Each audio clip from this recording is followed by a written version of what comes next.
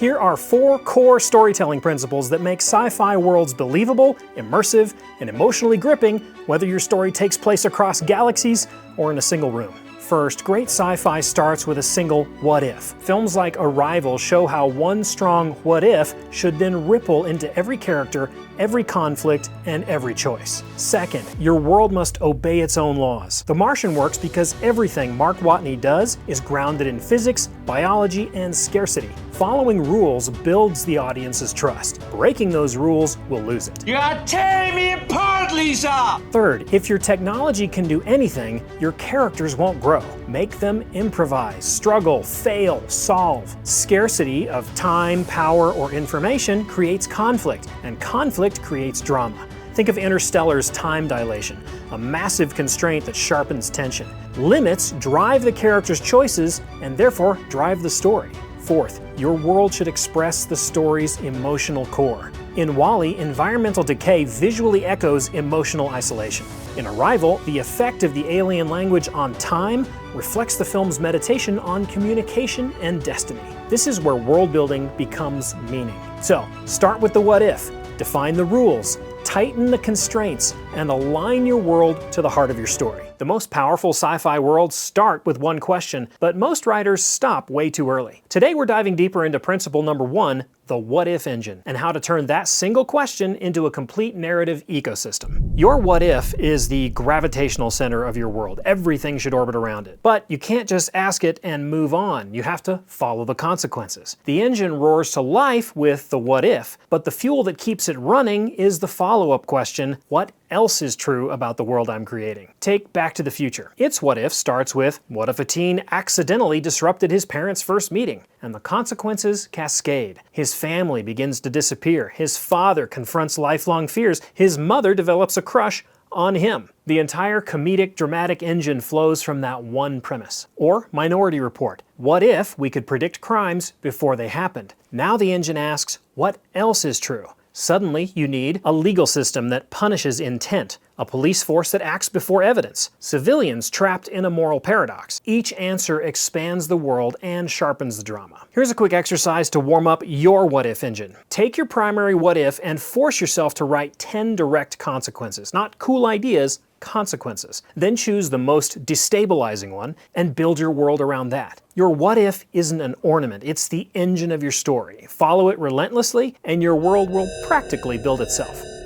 Just like a taut string keeps a kite in the air, establishing clear rules and limits in your world keeps your story from floundering. Today we're diving into world building principle number 2, internal rules and limits, the boundaries that make your world believable, immersive, and dramatically rich. Rules tell your audience what's possible and what isn't. Limits make your world feel coherent. Without them, nothing means anything and your stakes evaporate. I did not hit her. I did not.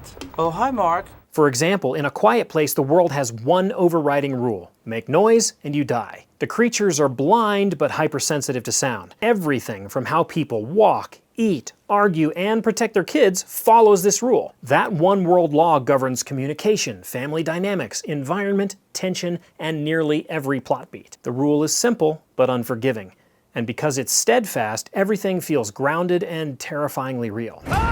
To apply this to your own story, define 3 kinds of world-level limits. Physical limits in tech capacity, biology, or physics. Social limits found in laws, taboos, or hierarchies. Personal limits, how the environment itself restricts your hero. Gravity, atmosphere, surveillance, language barriers.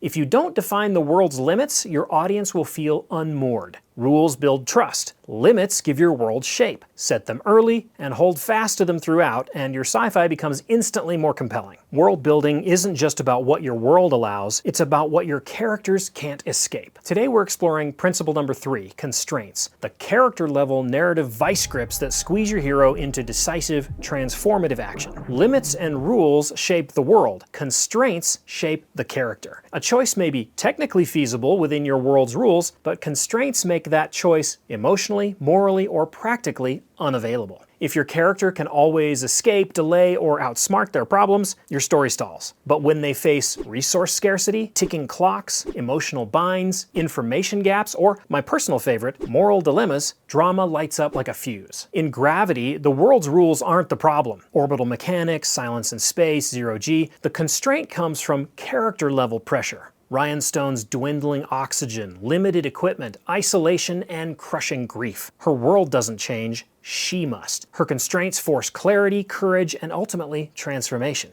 Now try it with your characters. Give your hero at least one resource constraint, such as food, fuel, oxygen, or allies. One time constraint, like countdowns, windows, or deadlines. And one knowledge constraint, missing info, withheld truth, or unreliable perception. Then ask, which constraint forces my character to step out of their normal pattern of action? That's probably the one that shapes their arc. What if your world wasn't just where your story happens, but what your story means? Today, it's world building principle number 4, alignment. Designing a world that visually and structurally expresses the emotional and thematic core of your story. This is where world building stops becoming decoration and becomes storytelling. Alignment means every element of your world supports the story you're actually telling. Your theme, your emotional arc, your character's journey. The world isn't just cool, it's purposeful. In Northrup Studios' Gift, the world isn't simply dystopian, it's predatory, militarized, and cruel, and creates an atmosphere where survival demands hardness and suspicion. Into that world you place Kirsten, someone whose gift is pure compassion, a literal healing that drains her life and saves another. That's the alignment. A world defined by exploitation, a girl defined by self-sacrifice, and a brother trying to protect her by becoming exactly what the world demands. In this world, her gift becomes both salvation and threat. Themes of healing has a cost and compassion as resistance aren't spoken. They're written into the world around her. For your own world, ask 3 questions. What is my story about emotionally?